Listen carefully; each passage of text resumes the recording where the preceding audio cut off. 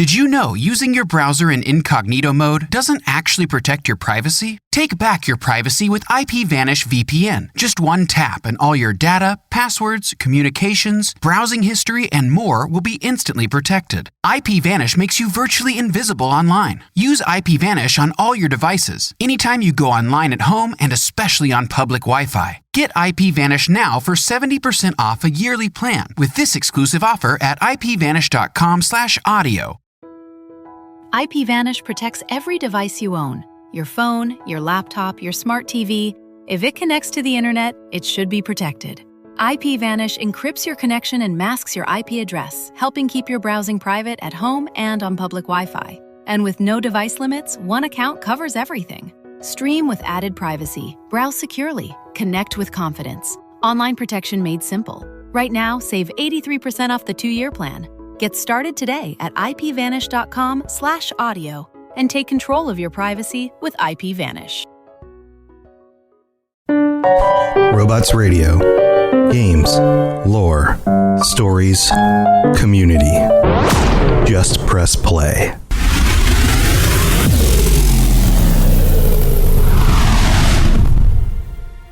Welcome to the Fallout Lorecast, the podcast that explores the boundaries of our knowledge about the world of Fallout. Wastelanders, adventurers, we have a very serious topic for today's episode that we are going to be discussing with the patrons, who are all here with me, and I'll give them a big welcome in just a moment. But the serious topic here, the bad guys in Fallout, they're not really bad guys. They're the good guys. Most of us just don't realize it. And we are here today to explain to you why some of the most notorious characters across all the Fallout games are actually the heroes. And joining me today to have this very serious, not at all silly discussion is Germinator and Ebony Kitty and Pumpkin King and Lil Green and Dusty Ray and Wasteland Ronin and Wasteland Oni and Nova and AK Spartan. Welcome, everybody. Are you ready to talk about this very serious topic? If you are, say yar on the count of 3. That just rhymes with R. Here we go. 1, 2, 3. Yar. Yar. All of a sudden we're pirates. But we're very serious pirates. And pirates have nothing to do with Fallout except in, I don't know, very minimal ways. Anyway, let's get this started. I'm so glad that you are all here. This is going to be super fun. I'm also sorry that we are delaying this episode by a week. I was hit with some sort of flu thing last week. I got tested at the doctor. I've already had my flu shots, all of that stuff. Didn't show up as flu, didn't show up as COVID, but it definitely was worse than just a head cold, and I couldn't really talk. So thank you for all your patience and continued support. All right, let's get into it. Patrons, you ready for our first hero, not villain, not bad guy, our first hero to discuss from Fallout New Vegas? Benny. Benny's a real hero.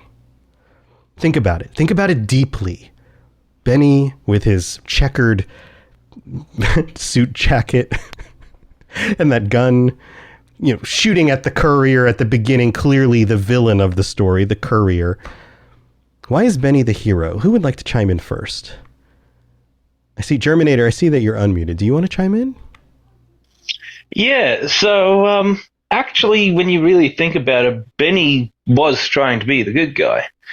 I mean, he was trying to get Mr. House out of the picture, who basically ruled over that place like a tyrant. Caesar was ruling over his legion. Yeah, a tyrant. Yeah. You had the NCR trying to impose taxes on everyone, and we all know taxes suck. Yeah, and taxes suck. Nobody likes the Legion anyway. Yeah, the Legion sucks. Solid points. All right, good way to start this off. Who else would like to chime in? What's another reason why Benny is the hero of the story? Lil Green? I mean, I completely agree with Germinator, but also look at what happens with the player character. He can become a menace to the wasteland. He got triggered, and now he's like, you know what? Everyone's now my target. Okay, I don't care who it is. So, you know what? Maybe taking care of the player character in the beginning was a good thing. That's true, because I mean, feel free to chime in and back Lil Green and me up here, but I've definitely had playthroughs where I was the courier and I was a freaking menace to everybody, where I was just like, I'm just going to murder everyone. Nova, have you been there? It starts before that, because you have to remember the courier nuked Hopeville and Ashton in the Divide, so Benny was just doing right on the wasteland and getting revenge for all those who were killed in the tragic incidents that created the divide. Solid point. Yeah, so he was trying to, well, he was meting out justice, right? Benny was just an arm of the law.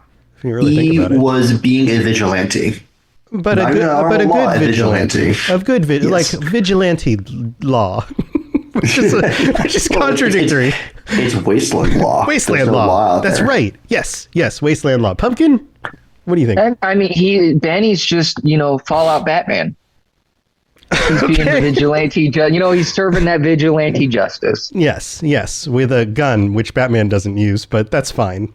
The analogy only goes so far, but that's great. All right. So anyway, any other final thoughts on Benny? I don't know if there's too much else we can say about Benny, but I feel like Germinator, you want to wrap this up? He's got style. Got style. Okay, style. That's important in a hero. Oni, did you have something to add?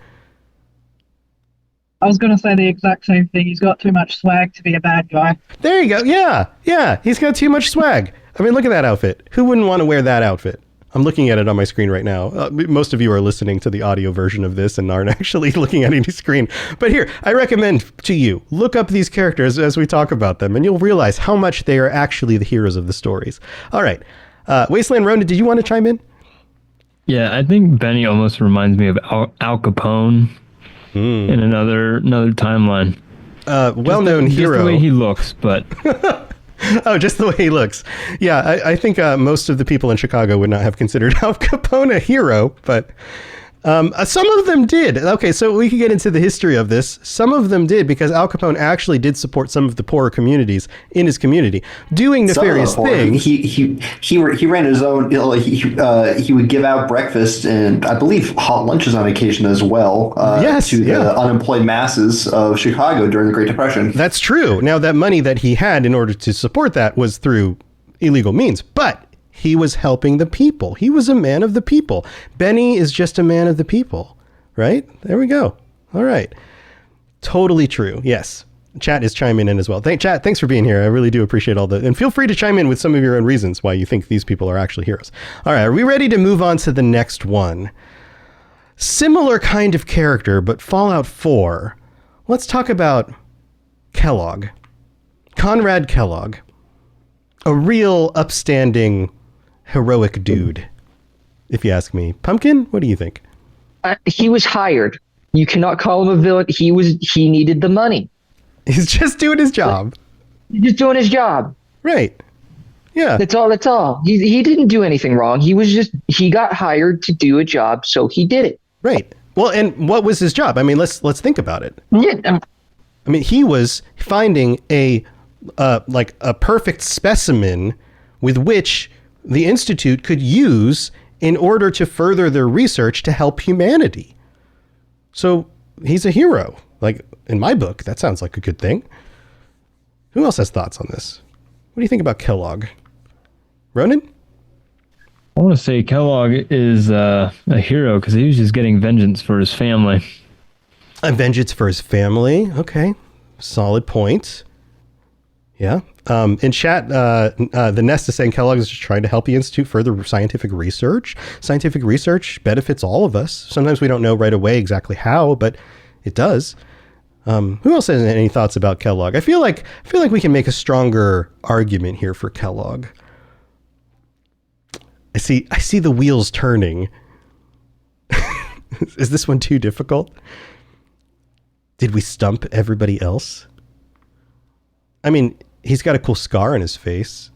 That means good guy, right? I'm not seeing anyone nod. Pumpkin? Okay. He had an Institute chip in his head. They could easily be controlling him. Like that's physical manipulation. He can't be in control of that. So we're going with it's not his fault. It's not his fault. No. Not, I'm going to say it's for the greater good. I mean, okay, no, like it's good. Yeah, it's supposed to be progressing. It's supposed to be progressing humanity to a better tomorrow, and there has to be some loose ends that are occasionally dealt with in order to ensure that progress is not stalled. And occasionally that is a woman in a cryogenic tube that just unfroze after 100 and something years to steal her baby. But that's besides the point, though. She was resisting. She shouldn't have resisted. The true good guys are the ones who make the hard decisions when you're in a rock and a hard place and you just have to make the hard decision in order to move forward, right? Like guy like Kellogg, I agree. You feel like that, Nova? Like sometimes there's just not an easy decision. So the person who makes the decision is really the hero. Yeah, well, it's one thing to order somebody you're an agent sitting behind a desk and you say kill them. Well, it's one thing to say that, but it's another thing to actually have your finger on the trigger and to pull the trigger. And Kellogg had to make that very tough decision in the moment. So in the moment, in order to protect the scientists that he was in charge of escorting into the laboratory or into the vault in order to retrieve the sample that they needed. So in order to safeguard the very precious scientists of the Institute, the Kellogg had to sadly execute Nora. Yeah, that was just unfortunate, but he had to do what he had to do. It just happens in the wasteland. Yeah. It's an unfortunate reality that we live in, or they live in. Right. Ronan has some more thoughts. Ronan, what do you think? Yeah, I think Kellogg is a hero because he traveled all the way across the wasteland to go into a bunker to save a baby from freezing. Right. I mean, what if the baby wouldn't have survived cryogenic freezing? I mean, most of those were designed for adults, but the one the baby was in had 2 people in it, an adult and a baby. That baby may not have survived, so maybe he just had the baby's best interests. Dusty, what do you think? Yeah, I was going to add on to that. I'm trying to remember. I'm not positive, but didn't he care for the character's son for a little bit? Like, treat him like a son? I'm trying to remember. No, that was his clone. That was Sean's clone. He took care of Sean's clone, but not Sean? I thought he talked about the real son. I thought he took care of him, too, before the Institute got him. Because I remember you go into his house and you see where he's kept the kid with him. Right. Yeah, that was a synth Sean though. That was not the real Sean. That was the real Sean was immediately taken to the Institute. Yeah. But that does bring up another good point. He's a very good father figure, and I was going to say he took care of him like a son. Yeah, well, because he treated Sean as his own son because he sadly had lost his son to the. What game was that in San Francisco? I forget which one it was mentioned, but sadly his family was kidnapped and murdered while he was working for the Chinese submarine stranded crew. The Shi, yes. Well, he was a worker as a bodyguard for the Shi. Sadly, his family was executed. So then he adopted Synth Sean as his own son. So he's a very good father and is very caring towards him, as you can tell from the flashbacks that we see in his gray matter. Yeah. When we access it. He's a tragic victim who is doing the best he can. You can't hold that against somebody. Clearly makes sense. All right, any last thoughts about Kellogg? I think we've summed this up pretty good. He's clearly a good guy. All right, let's move on. Let's jump back again to Fallout 3. Somebody who, if you really think about it, there's all this talk out there against wealthy people and people who, are just abusing the system and the people underneath them for their own benefit. The rich are just out for themselves and they just want to be richer. But when it comes to a guy like Alistair Tenpenny, that's not necessarily true, right? I mean, he's a landowner and he wanted a good view, but I mean, he's really the good guy, right? Anybody have any thoughts on Tenpenny? It was for the betterment of his own community. He's taking care of his community first. Right. And there's a lot of people who live in that community. He has one of the most prestigious places in the wasteland to live. And the people there have very specific needs, and so he was taking care of their needs. They are the pinnacle of society. If they're not comfortable, then they can't focus on bettering the surrounding community or the surrounding society around them. So, in order for them to for their needs to be met, is paramount above everybody else's because they're society's leaders. They're the ones who are going to make a better tomorrow, just like the Institute, guys. Yes, they're the movers and the shakers of the wasteland. Right? Right, Kitty? Ebony Kitty, what do you think? To be fair, he did get rid of a bomb in the middle of the wasteland. Right! That was a danger to everybody, and now it isn't anymore. Absolutely. Go on. I mean, he not only did he get rid of the children of Adam that were there, he got rid of a bomb. Yeah, crazy people. Exactly. Yeah, those people they were going to cause problems at some point. He gave Moira Brown immortality. That's also true. Also true. And Moira is immortal now. Now she can forever make her Wasteland Survival Guide well into the future and spread it all around the wasteland. Right. You think about how many lives that is going to save. Ronan had some thoughts too. Ronan, what are you thinking? If I'm not mistaken, he restored the Tenpenny Tower, didn't he? Is that the right character? Yeah, he's the guy at Tenpenny Tower. So yeah, he restored the Tenpenny Tower to let people in to enjoy life before the war. That's true. He kind of took back that property.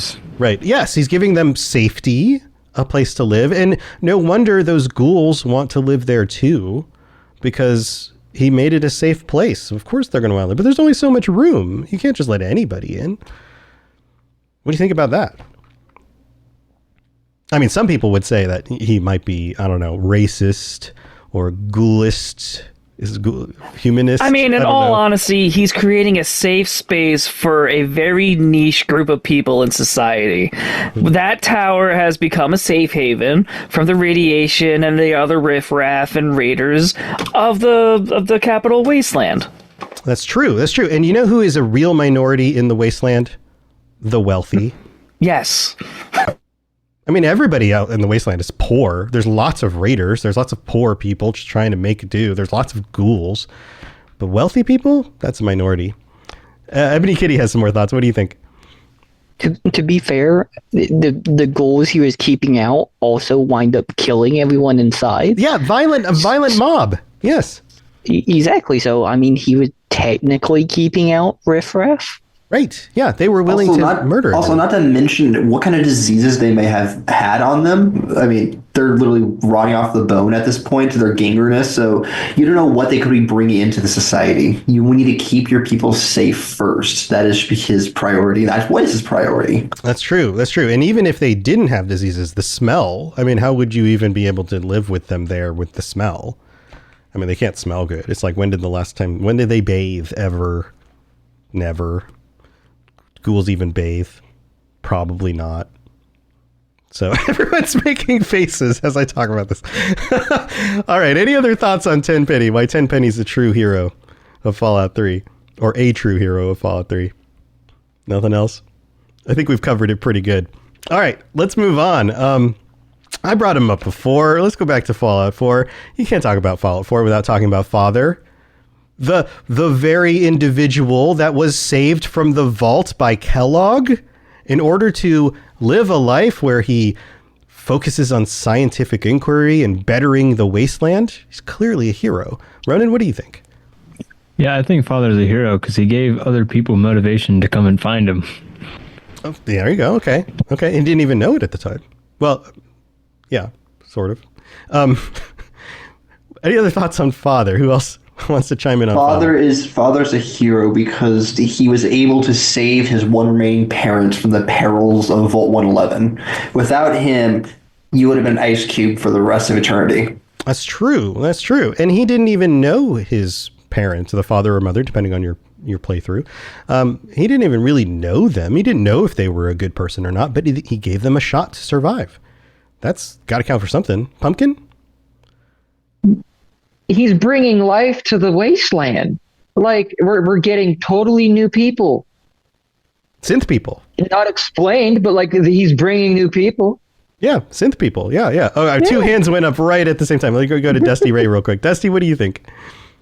Yeah, it's like a Pumpkin would say, bringing life to the wasteland, just like all the synthetic animals and stuff he was creating, bringing food, the research they were doing down there. Right. Birds. We get birds. Birds. Synthetic gorillas. Synthetic gorillas. Yep. Ronan, what do you think? Well, on top of the synthetic gorillas, he brought back Harambe, and Harambe will live eternally. Yes, there you go. There you go. He also invented, well, not probably invented, but he also allowed the use of biological Roombas. So, like, it's to keep the community clean. I know keeping out of the community is very important, but it's to keep the community clean because you don't want dust and hair and junk piling up on the floor. So you need to have some dedicated service, or you need to have some dedicated mechanical or robotic or autonomous services that are going to clean up after everybody to make sure that the institute is still is going to be the most impressive and technologically in order to be as impressive as it is technologically advanced. That's right. You need it to be clean and sparkling. Cleanliness is next to godliness, I've heard. So clearly that's a good thing. Germinator, have you wanted to chime in? You've been unmuted. Just want to make sure. Yeah. Let's not forget that under his supervision, the Institute absolutely revolutionized transport. The teleporter. Yeah. Imagine if he had a teleporter these days. You'd completely eliminate CO2 emissions from all the trains, trucks, buses, planes, boats. You wouldn't need any of that anymore. Yeah, just people be completely out of work, but hey, at least we're better for the environment. You just plug it into the wall, use a little bit of electricity. Now you're saving a bunch of, carbon dioxide from getting into the air. Totally makes sense. Yeah. I don't know. We can't get rid of trucks. No, we can't. But Germination's truck driver for a living. But Tinker Tom's just like, just copying what they did. It's not like he was an actual inventor or scientist or anything. I mean, clearly Father and the Institute were the ones who were true innovators in that space. Yeah, and they innovated so much that even followed the KISS method. Keep it simple, stupid, to where somebody on the surface can actually follow it along. It's like IKEA, guys. Yeah. They made it for everybody. Right. You just, plug some things in together, screw some stuff together, and then you get a few extra parts, but it still works mostly. You're good. Yeah. So I would also like to add real quick. Yeah, go for it. He gives a reason to show why the Brotherhood should not be in charge of technology. Oh. Because they look what they've been able to do with technology. They have created transportation, a cleaner living. The Brotherhood just wants to study it and categorize it, but they're not using it. Why won't you use the technology? It could make the world so much better. Right, they're just hoarding it. Like, what if somebody just came to all of our places right now, took our computers, our phones, all of our electronics, and we're like, no, mine now. You don't know how to handle this correctly. It's ours. And exactly. You're like, what? So why you know are you what? taking it? Maybe the Father, leading the Institute, is a great thing. Ronan, what do you think? Something important. Oh, say that again, Oni. Say that again. Yeah, he was raised in the Institute, so that's the only way he knows. So whatever he does, it's all he knows about the wasteland and how things run. Yeah, he's doing the best he can with what he's got. I mean, that's commendable. For sure. Ronan, you were going to say something? Yeah, so Father lived out a full life so that his actual father would know the dangers before he became a real father and grew older. Yeah, it's almost like the roles were reversed, right? Like any good father is going to try to make the lives of their children better than they would be otherwise. And he was doing the opposite for his father. So, and even though he left him out into the wasteland just kind of off on his own, he was still watching. He was still making sure from afar that things were going to be okay. I mean, his father was a war hero, so he can handle himself. You saw those propaganda reels in Fallout 1 where he executed the Canadian. Yeah, right. You got to allow your kids to make mistakes every once in a while. That's true. You have to allow your parents to make mistakes too. Dusty, you wanted to chime in? Yeah, I was going to say he also gave him the synth version of himself, the little boy. That's true. So, he felt like he still completed his mission, sort of. Yes. Just finding his son. Right. Give him somebody to raise and feel like a father himself. Right. Because, he anticipated his own father's needs because his father was looking for his son and assuming that his son would still be the same age. So, that's a lot to deal with psychologically. He's taking care of his father physically, mentally, and emotionally. And also, you guys can't forget the most important part. Synth gave his dad his dog back after he ran away before the war. Okay. There's a theory that dog meat is a synth. So right. Oh man, yeah. There's a theory that like you're the protagonist is also a synth. Oh yeah, I know. But like, what are the odds you're going to find a purebred German Shepherd 5 minutes after you leave a vault, 210 years after a nuclear apocalypse? Right. And I wasn't saying that to like discount what you were saying. I was saying that to say, and also all the birds are synths. Right. And also maybe his own father is a synth, which makes it even more nice of him to go out of his way to help somebody who wasn't even human. Like we could extrapolate that out too. Yeah, but it's established lore though. Nate was a big dog lover, and he was very heartbroken because his dog Lightning or something like that ran away just before the bombs fell. I mean, he hadn't seen his dog in a week, so he was missing his man's best friend. Yeah, that's what happens when you name your dog Lightning. They move quickly. Lightning bolt. He just go pew pew. All right. Any other thoughts on Father? I think we've done this one pretty well. No other thoughts. All right. Let's move on. All right. We're going to go back in time. Leader of the Enclave in Fallout 2, Dick Richardson, the man with the same name twice, because everybody knows Dick is actually short for Richard. So his full name is Richard Richardson. I don't know. I pointed this out all the time, but I don't think it gets enough credit and how ridiculous that sounds. Or if you shortened it the other way, it'd be Dick Dixon, which would be funny too. Anyway, leader of the Enclave, Fallout 2, Enclave gets, everyone calls them fascist and, only in it for themselves. But clearly Dick Richardson, as the president of this organization, was doing the best he could. Ronan, what do you think? Well, as an Enclave representative, I think the Enclave brings order and power to the wasteland.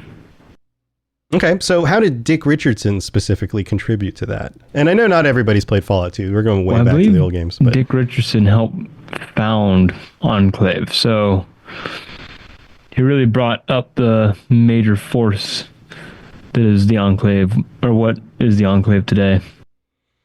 Yeah, so as president in Fallout 2, he was responsible for basically everything that they did. He was the figurehead. He was the guy who was motivating everybody through whatever means he had in order to do the right thing and bring the wasteland together for the betterment of the true humans who have not been contaminated. So, I mean, that's what we all want, right? Like, nobody wants to live in a world where there's disease and weakness. We all want a better future for our families and for our country. So in my mind, that seems like a great goal, right?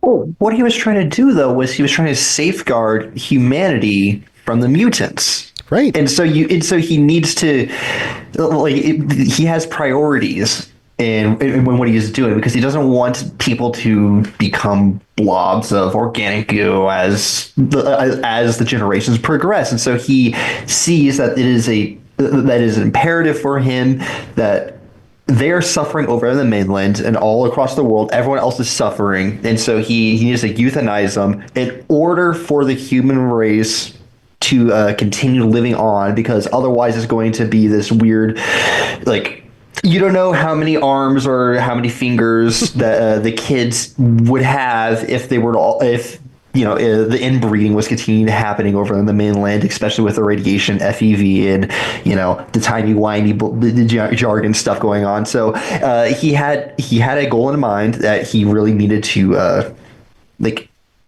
prioritize pure humanity over those things over there. Right, and we discussed this with some of the other characters. Sometimes the hero is the one who makes the hard decision, and nobody wants to make the decision about who gets to live and who gets to die. But Dick Richardson was ready. I mean, he was double ready, double name, double ready, ready. And not to mention, they're the only faction in the wasteland that has a functioning society that is built on pure humans. Yeah, and a clear structure, absolutely clear structure. And I mean, you can't fault him for not wanting to leave the oil rig, because it's dangerous out there and somebody needs to be around to make sure they make the right decisions. Exactly, yeah. And then it also, just imagine how much work it would be to, even if they did want to save some of the people, like the Vault Dwellers, at Shady Sands, who are still human because they were not exposed nearly as long, but are have maybe some slight genetic defects. But like, imagine how much of a struggle it would be to integrate them into the Enclave society, though, in order to convince them that what they're doing is actually correct. So it would be just much easier, though, on everybody if they just shut up and they just went away, so the Enclave can focus its resources on what is very important, and that is to reseed humanity throughout the entire world, rather than having a lot of political infighting with people who are dissenting with your ideas. Yes. Order instead of chaos. That's important, because the wasteland is chaos, and he's just trying to ensure that there's order. All right. Any other thoughts on Dick Richardson? I got one. Yeah? Go ahead, Randy. Well, Dick Richardson helps with Project Purity to try and purify people of all their diseases. Right. Nobody wants to be living in a world where everyone has disease and suffers from it. So let's purify everybody. Sure. That makes sense. It's an easy sell. It seems obvious, right? It seems obvious that he's the good guy in Fallout 2. NCR, whatever. Vault Dwellers, whatever. Dick Richardson? Yes. Good job, Mr. President. All right, let's move on. All right, here, let's go back to Fallout New Vegas. It's time for that spring reset. I'm taking a look at everything in my closet and figuring out that, oh no, this absolutely needs to go. And it's about time I replace things so that my clothes aren't older than my 15-year-old. Now, you might think that they lasted that long because they were well made, but no, they're in terrible condition. Unlike the new jeans I just got from Quince. Jeans have always been my personal go-to because you can kind of wear them for lots of different things, but maybe they're not your thing. Maybe you're looking for, 100% European linen with insanely soft flow knit activewear fabric. It's definitely getting warmer, and their flow knit activewear is moisture wicking, anti-odor, and soft enough that you'll actually want to wear it every day. So pick out what you want. You can't go wrong because they have prices 50 to 60% less than similar brands. And like I said before, they are high quality. I continue to wear their clothes all the time, and I know that these new jeans are going to last me a lot better than the other things in my wardrobe. And on top of it, they look great. They're so comfortable. And I spent just as much on the jeans that I am now cleaning out of my wardrobe. So if you're looking for something better, just all around better, go check out Quince. So go do it right now. Refresh your wardrobe with Quince. Go to quince.com/falloutlore for free shipping and 365-day returns.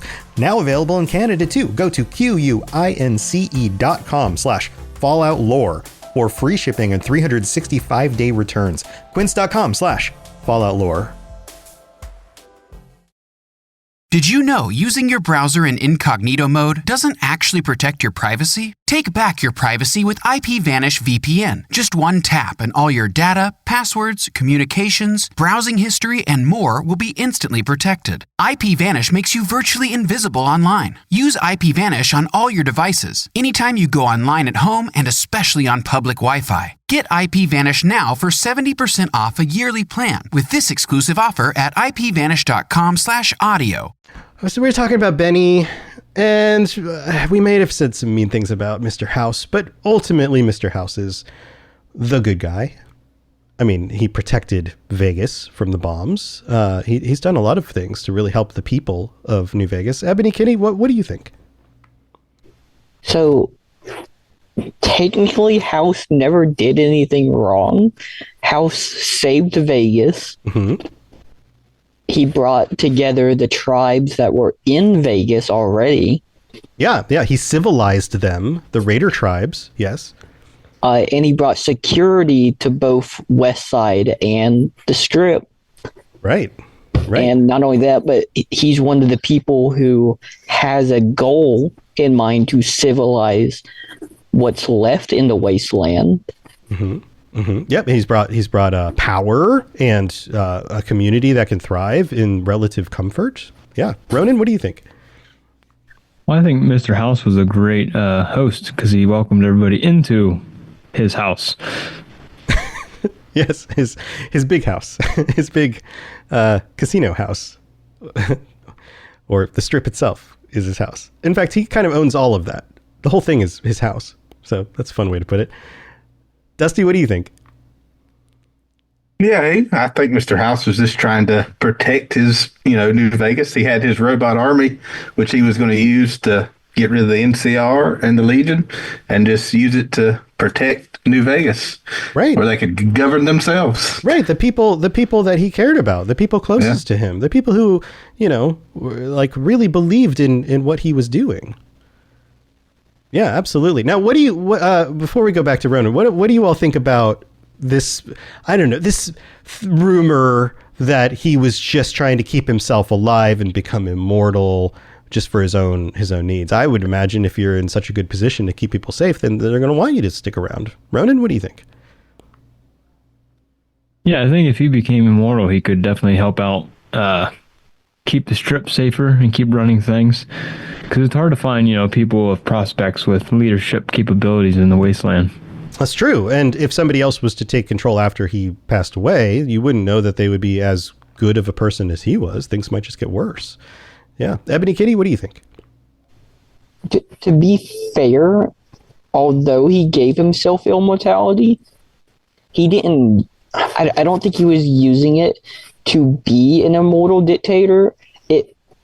I think he was using it. He was a very educated man at the time. He was a Marvel genius at the time.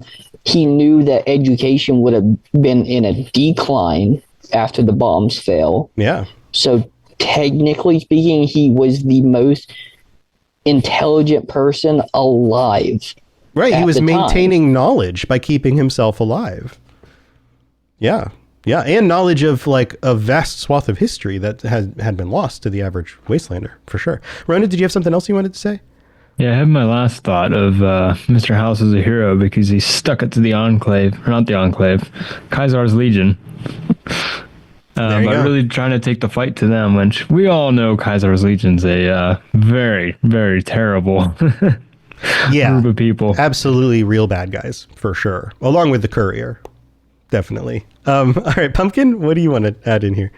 I mean, look at his future plans. He's talked about saying just a couple decades down the line, he's going to be sending people to space. Like, he wants to send people to space to help them and traverse the world, not just the world, but the cosmos. He wants to help everybody. Yeah, the cosmos. And the cosmos, as we all know, is closer to God because it's up. So he's clearly a saint, really. Oni, did you have some thoughts? Yeah, I was going to say, because he's reviving, like, Vegas, he's bringing back an economy into the wasteland, which obviously is kind of in scrambles at the moment. So, he's trying to bring back what was. Yeah. I mean, clearly a man of the people. He's providing jobs, security. Yeah. All right. I think we've covered a lot of the bases with House. Any other thoughts on House? No? We're good? All right. Let's move on. We've only got a few left. Oh, who should I pick next? I've got a list, but I think I'm going to go. Let's talk. Okay. All right. Let's go back to one of the old ones. Frank Horrigan. Super mutant soldier. Clearly a man's man. What do you think, Ronan? Ronan's got his hand up. Well, I definitely love Frank Horrigan. I think he's a superhero because he protected the Dick Richardson and the Enclave as best as he can.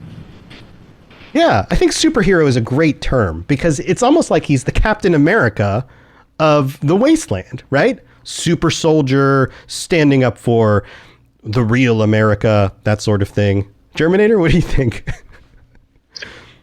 Frank Horrigan was an exemplary soldier with a track history that went back a long way. Yes. A real example for patriotic individuals who want to fight for their country. Yes. Lil Green? I'm just kind of following along with it. He was a good soldier. He was just doing what he was told, and he loved what he did. He just wanted to be the best soldier he could be for America. Right. No matter how violent or vile his actions. Yeah. He and plus, fully I mean, committed. like, there are like a couple things that aren't really his fault because, like, I mean, they did experiment on him a little bit. Am I correct in that? Just a little bit. Yeah. So it's just like maybe the end result of what Horrigan wasn't his fault. It was because what they were doing to him.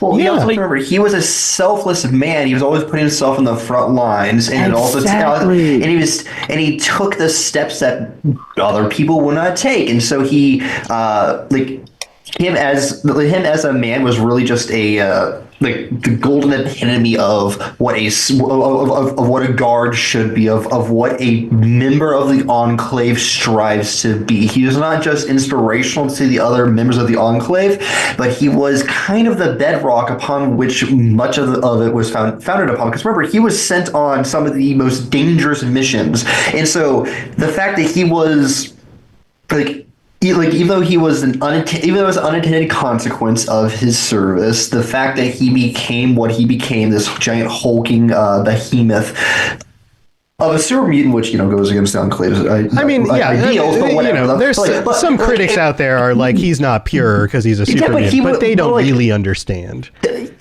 Yeah, but he was saving his fellow soldiers' lives, though, because he was so good at what he did, they could send him in as a single soldier with, a couple guys behind him, and he could clear everything without risking anybody else's life. Like, he was a hero in that term. Absolutely. It didn't matter if he was not pure in that sense. He was pure of heart.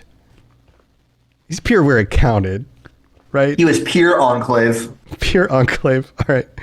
Pumpkin, did you want to say something else? I saw that you've been on. He was very, very patriotic. He was like, I'm all for my people. It didn't matter if you were a super mutant, a ghoul, man, woman, child. He was there. He was there. He dealt with it. That's right. Ronan, you have more thoughts? Yeah, so I think he's even more patriotic because he went out into the wasteland and single-handedly meleeed combat a Deathclaw by himself. Right. Only a true American could do that. Yeah, he's cleaning up the wasteland. Right. Absolutely. Spartan, I know you've been kind of quiet here this episode. Sometimes you just kind of hang out. I just wanted to make sure if you had any thoughts that you could chime in. I mean, I agree with what everybody's saying. And I mean, sometimes desperate times call for desperate measures. I mean, you can't really judge an individual based on like a safe and healthy society when they're in a wasteland like that. You have to leave some room for the decision making to be evaluated on the terms that the individual is engaging with. And I think Frank charged head on into a lot of things that most people would shy away from. Yeah. He didn't let fear get him in his way. He just took on whatever he needed to do. All right. I feel like we've hit this out of the park with good old Frank Horrigan, the Captain America of the Wasteland. Let's move on. Let's go back to Fallout New Vegas. And when we were backing up House, we did say some mean things about Kaiser. But deep down, you got to know that the guy is really doing it for the right reasons. Like, another real man of the people, in my mind. What do you all think? Well, yeah, he was trying to bring a culture to the savages of the wasteland. I mean, you can't have a true society without a culture. And what he was trying to do, he was trying to bring the most famous culture on Earth, the Roman culture, to form a society in the wasteland, so he could make New Vegas his Rome. He's going to make he was going to make the Colorado his Rubicon. He was going to reform the Roman Empire in his image in the desert. So then the people of the waste could be prosperous again. That's right. Somebody has to make New Vegas great again. Let's move to Spartan. Spartan, what do you think? Well, we gave House credit for things like building back an economy and ensuring commerce and things like that. You can find at least one, maybe more, but you can find a trader that talks about how they might not agree with Caesar's methods, but it's been safer than ever on the roads that Caesar oversees. And so while on one hand, you might find some of the things that he does objectionable, he gets results. He actually gets results in a very harsh environment. And you have people that, like, as opposed to maybe like the NCR, they're like, well, I don't really agree with this guy's doing compared to maybe what the NCR is trying to do, but this guy's actually succeeding. So I'm going to side with this guy anyway. So he gets the job done. At some point, you have to prioritize effectiveness over approach. over morals. Because, walking down that road with all those crucifixes, that people aren't going to steal your money when they see that that's what happens when you get, caught stealing. So keeps everybody in line. Absolutely. Ronan, I know a number of you want to chime in here. Ronan, go ahead. Yeah, I think Kaisar brought art back to the wasteland. As you mentioned, crucifixes. Beautiful art everywhere. Beautiful art everywhere, and in a classical style. Very hands-on. Very hands-on. Very hands-on. Ebony Kitty, what do you think? He also keeps people off chems, since Caesar Legion has a no chem policy. That's right. Drugs are bad. He keeps raiders from becoming fiends if they join with Kaisar. That's right. You're not gonna be part of the Legion if you're a junkie. He made people more elegant with the Latin language, and so people sound a lot more intelligent now. Right, because they just add us at the end of every word. Yes, exactly. Yes, exactly. And also, people will be able to read medical textbooks now and understand what they say. Right. Pumpkin, you had stuff to say? Pumpkinus? Go ahead, Icarus. He's creating jobs. He's creating jobs in a place where there's just not jobs. A bunch of unpaid interns, That's he cares. He may not pay them, but they're interns. They help in the ways that they do. Experience is valuable in and of itself. And don't forget, he brought the lottery back to Nevada as well. Right. Everybody loves a lottery. That's true. Dusty, go ahead. Nito is a trial. It's going to get better the next time, I swear. What do you think? Yeah, he's trying to get rid of corrupt governments like the NCR and New Vegas, bringing a strong leadership. Right. Who needs all that bureaucracy? Everybody matters. Right. Yes. Absolutely. All right. Well, I think we're all in agreement that Kaisar is absolutely a good guy. He might bump heads with people like House, but that's okay. Sometimes good guys don't get along with each other. It's okay. It's just personality differences. All right. Final one on our list. Let's all go all the way back to Fallout 1. This guy gets a lot of flack for being a genius and, connecting himself to a machine and mutating himself and looking all weird. But I think sometimes people get the master wrong because they just think he's ugly. And that's just not fair. I mean, you can't hold somebody's looks against them. First of all, that's just not right. What do you think, Germinator? Well, he had definitely had the right idea in mind, and he must be commended for that. He wanted to bring peace and unity to the wasteland, specifically unity. Right. Yeah, because if you just have a bunch of super mutants who all march to the same beat and do all the same thing, then that's absolutely unity. And everybody becomes stronger and more resilient to live in a wasteland. Totally makes sense. Ebony Kitty, what do you think? So he also just did what the Institute did, but he didn't replace people. He just made them into super mutants. He made them better. He made anti-radiation bodies. I mean, he did exactly what the Institute did. Institute copied him. Yeah, they just had different means of getting there. Sure. Dusty, what do you think? Yeah, well, if everybody looks the same and has the same goals, there's no fighting. Right. Bringing peace to the wasteland. Right, that's peace. If there's not any diversity because everybody's a super mutant, then there's nothing to fight about. Everyone's just going to get along. What would a world full of super mutants even look like? What would they do all day? Just argue with each other and pile bones? What do you do? They just make gore bags from animal meat? Well, you have to remember, these were intelligent super mutants, or at least more intelligent than what we're used to. So they could probably continue on being people-ish. Right. But I will say the Master did revolutionize technology in that he created a machine human interface, or machine master interface, I guess, in this form. That's true. So he created technological marvels that didn't even really need he created technological marvels that didn't really need to innovate much beyond what humanity already created. So it was just a new way of thinking about things. Right. I mean, we were talking about how the Institute was creating new technology for the betterment of humanity, and he was clearly interfacing with technology on a completely different level. So, yeah, totally. Pumpkin? I mean, like some of you guys have brought up, he's brought peace and unity to his new empire, and if you're not with him, you're against him.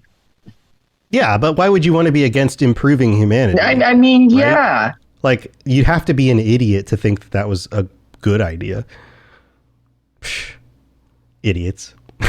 All right, so any other thoughts on the Master? I feel like we've wrapped this up pretty well. I feel like we've also proved...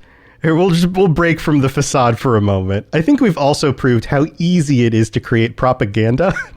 like none of us are geniuses, right? But we can sit here in a room and we can take the worst villains of Fallout and we can, I would be surprised if there aren't people in the audience who aren't at some point during this conversation going, that makes a lot of sense. Maybe they weren't so bad. Like, this is exactly how propaganda works, and it doesn't take geniuses to do. This it's like a waste on Rona right now. Right. You just got to believe your own lie. Right, that's true. Like, you say a lie, you come up with it, it feels reasonable enough, and then you repeat it enough times, and people believe it. But it's not a lie. But it's the truth. I mean, like they just said, bring up Wasteland Ronin. Like, that is very clearly, hidden, subliminal messaging. It's very easy to do. All right. Thank you, everybody. This has been fun. We're going to go back through and you can all shout things out into the world. I know some of you have projects that you're working on. You might want to fill people in on, or you might just want to say the normal stuff. But, and just, like a sentence or two or less, what you got going on and how can people get a hold of you? Germinator, we're just going to go through on the screen the way that I see everybody. Germinator, thanks for being here. Yeah, pleasure to be here as always. Nothing really changes in my life lately, but if anyone gets bored and feels like they want a game, the Americans well into the night, anywhere else normal time, just let me know. Hit me up on Discord or Steam or wherever. Same name everywhere. Awesome. Well, thanks for being here again. And people should reach out to people. I mean, we have this whole Discord server, and you can get together and play Fallout 76 if you want to game together in the same game. If you're playing that, you just have to be on the same platform. But there's definitely opportunity to do that. And when somebody like Germinator says, "Hey, hit me up if you want a game," go for it. Tag him on the Discord because he's a cool guy. You might have fun playing. So thanks, Germinator. Ebony Kitty, thanks for being here. Of course. Thank you for having me. Second show I've been on. Discord as always, and just like Germinator, I'm always down to play games, even though it's 10 p.m. right now. Yeah, Eastern. But still, always down. I'm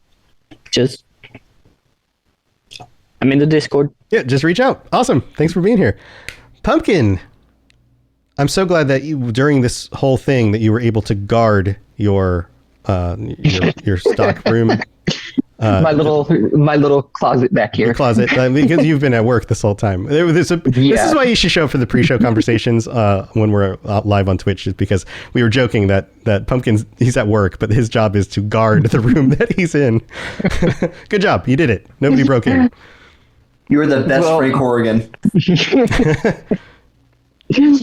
Well, you usually you can always find me on. I'm going to just start saying Blue Sky now because that's probably where I'm going to be most of my time. Yeah, me too. Me too. And it's same thing. It's the Pumpkin King. The E is a 3 and the I's are 1s. I'm always on the Discord. That's probably where I'm going to be after this call. After we're done here, I'm probably going to go hang out in the Discord. Awesome. You can always find me there if you always need someone to talk to. If you always just want to talk or just hang out, I'm totally okay with that. You can always just hit me up. And I'm really upset, and I don't know if any of you guys caught the Star Wars reference I made in that last one. Which one? No, we did. We just during the Master. He brought peace and unity to his new empire. Right. Yeah, like Palpatine. So yeah. So, but again, you can always find me in the Discord. Cool, man. Also, you mentioned Blue Sky. I'm on Blue Sky. If I'm posting things, I'm posting things on there. There's like starter packs you can make of like groups of people that are worth following. if somebody would like to help out and put like a Fallout starter pack with like all of us who are on Blue Sky and anybody else worth following, part of the Fallout community, that would be amazing. I don't know that it's the kind of thing I want to take on, but if any of you or anybody listening wants to do that, hit us up on the Discord. Just, add us on there and be like, hey, I'd be happy to make a list. And then we can even have a channel where we could have everybody just kind of put their accounts and everybody could get together that way. And that way everybody can follow each other and that'd be super cool. But thanks, Pumpkin. Lil Green, what you got? Same old as every time. You can find me on the Discord. I'm always down to play games. If you are interested in anything that I'm doing, I have my photography pages. Mostly I have everything on Instagram, lilgreen_photography. Check it out, like my page. I'd really appreciate it. If you wanted to, ask me questions there, I pretty much answer anybody that asks me questions. I've actually met a couple people from the podcast too. That's great. It's nice. Yeah. Very cool. Very cool. I should have a couple interesting things soonish now that the weather's warming up. So, yeah. Cool, man. Well, thanks for joining us again. And for we were talking in the pre-show, you and Germany have been around for like years at this point, and it's so cool. I really do appreciate you guys hanging out and being part of this for so long. All right, Dusty, you got anything you want to share? No, not much going on my end. Just the everyday little day job, but like everybody else, I'm on the Discord. Always down the game. I got it. Steam account link, so you can see what game I'm playing. Most of the time it's Fallout 76 on PC. Mm-hmm. Ghouls are coming out just a few weeks. Yeah, it's getting close. So, you see me on there, I'm down. Awesome. Yeah, very cool. Thanks, Dusty. Wasteland Ronin, you got stuff. Well, hopefully hopefully the audio is better as I'm recording from my new, what do you even call this thing? Microphone. That would be the word. Yeah, no, you sound great. Yeah, that's the word. Yeah. Microphone set up, the PC set up. So hopefully later this month you can expect the Metal Gear Lorecast coming out. Very cool. First few episodes. So that's the project in order. And that's all I got going on right now. Find me on the Discord and Blue Sky. Awesome. Yeah, thanks for joining us. And good luck on your project. I know this is something you and I have been chatting about back and forth, and it's exciting. It's exciting to launch a new project and a new show. And there are a lot of people out there who love Metal Gear. So if you want some cool Metal Gear lore, make sure you check it out. That'll be up in, like a week or two? Should be a week or two, depending on how things go with it. Awesome. Still playing with the podcatchers and whatnot. Yeah. Well, I'll help you get through all that stuff once we get everything set up with the Rocket Club and all that. But yeah, if you guys want to stay aware of that, and then make sure you're on the Discord, there will be a channel that pops up, and Ronan will be posting like, hey, it's up. Here's where you can go listen and all of that. So good luck with that, Ronan. Wasteland Oni's next. Thanks for joining us. Yeah, well, good.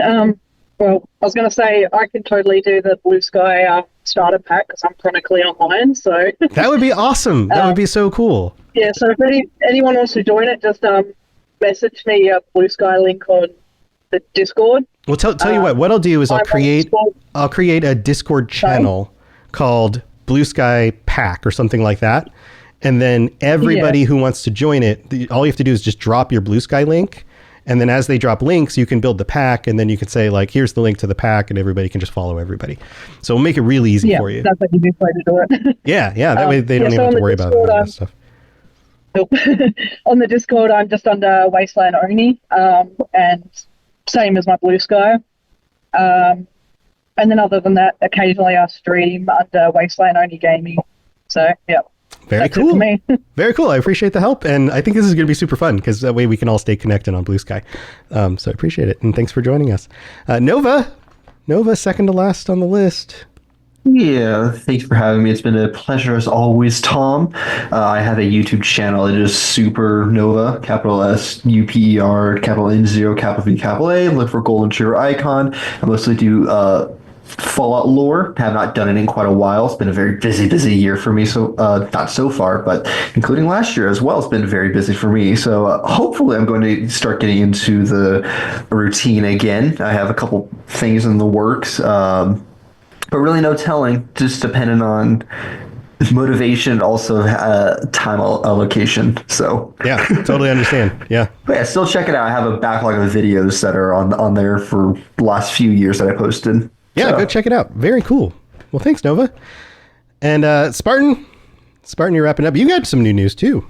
Yeah. So I host the Elden Archives, which is the From Software Lorecast on the network. And then I also just launched Overtuned, which is a new show where we're going to be looking at video games that have been adapted into animated series and vice versa. Animated series that get so big that they get turned into video games. So kind of the cross-section of that type of media. Yeah, the first 20 episodes are Dragon Ball. That was a joke. That was a joke. Yeah, no, you could do that. You could do that. I have to make sure people know that you're joking, because you could really do that. Right. That's the first thing that occurred to me. It was like, holy crap, if you just covered every Dragon Ball series, every manga, and then every game, and how there's crossover, that could be like 20 episodes. Yeah, you'd get a lot of run out of that for sure. And every episode you could end with you and your co-host just looking at each other going, until the next episode starts. Yeah, and honestly, there's a few anime you could do that for. You could probably get like the first 60 episodes between 3 anime. Right. Awesome. Yeah, well, that's coming out. What's the time frame for that, and how often will you be releasing episodes? So the pilot for that one came out, which it's not a traditional episode. It was more of just like an onboarding, just us talking about like what the show is going to be and what types of stuff we're going to talk about. That was this past Sunday, so that already came out. And then the first, I guess, mainline episode is going to be not this Sunday, but next Sunday. It's every 2 weeks we're going to put those out. Just because, especially if we're going to cover something we haven't seen before, we want to give ourselves time to watch it and kind of properly absorb it before we talk about it. Yeah. And it's Overtuned with TOON, like cartoon, not TUNE. Right? Yeah, that's correct. Yeah, cool. That was kind of the thing we were doing with the title there. Yep, just making sure people know how to spell it if they're... No, for sure. That's a good point. Yeah. Cool, man. Well, thanks for joining us. Everybody, thank you so much for being here. This is always so much fun. And we joked in the pre-show about doing a future Patron episode where we do the opposite and we justify how the heroes are actually villains. So that seems like a lot of fun, but who knows? Everything gets voted on every month, and we'll see where we go next month. And I hope you all have a wonderful rest of your week. And I have to, I forgot. I almost forgot to do the Patreon stuff. Where did I put my Patreon window? Oh, it's right here. I'm so silly. So we've got Patreon. If you want to join us in a future chat like this, patreon.com/FalloutLorecast. We don't have any new patrons to shout out this month, but if you'd like to get ad-free episodes or t-shirts, I got a bunch of notifications that you guys are getting some t-shirts sent to you. So some of you who have been signed up a certain amount of time, you're getting t-shirts and stickers. Those things go out every 3 months. And thank you to everybody who joins us there. And I have to shout out our Sentry bots. We've got, let me focus this correctly. I was so excited to talk about this topic that I didn't organize it. Dusty Ray and Germinator are currently our Sentry bots. These guys right here. Thank you so much. And if you'd like to leave a review on Apple Podcasts, I'll read that out on a future episode of the show. And you can also rate the show on Spotify and all that stuff. You guys know how all this stuff works. Thank you so much for being here. That's going to do it for this episode. And until then, just realize that, bad guys are just misunderstood. That's all. That's all there is to it. And we'll see you next time. Bye, everybody. To plug into everything else we're doing, check out robotsradio.net. Reach out to me on Twitter at robots_radio. Check out the Robots Radio Rocket Club, where you can join me and a bunch of our other creators creating your podcast, starting a new podcast, or helping your current podcast grow. There's more information about that on robotsradio.net as well. And you can always talk with us and the entire community, over 2,000 people on the Robots Radio Discord. Come join us. We'd love to chat with you. See you guys next time.